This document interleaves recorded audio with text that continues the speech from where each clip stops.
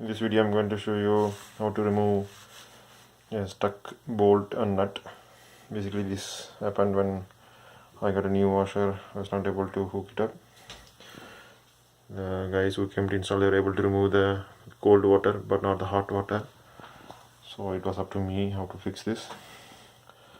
So I used a combination of things.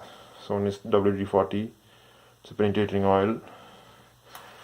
Then this propane torch to heat the bolt and nut. I use the plier or a wrench set, you can say, plier and wrench set. And this is the high-speed rotary cutting tool.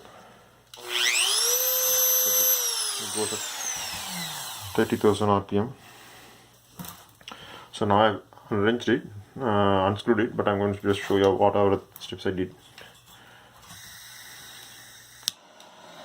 So you heat it up like this. So I heat it up a couple of times so that the rubber thing all melted away. So it created some space.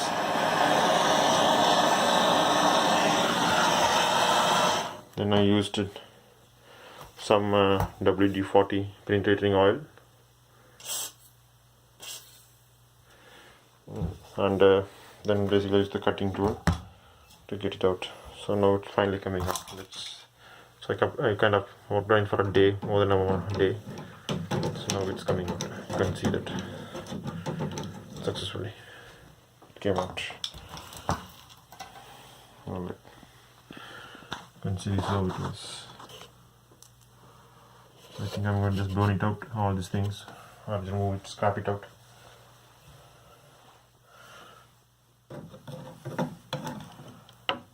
Yeah, that's it.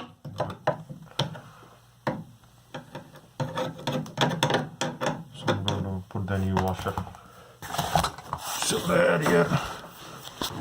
Okay, let's get it later. Thank you. This happened 2019 March month.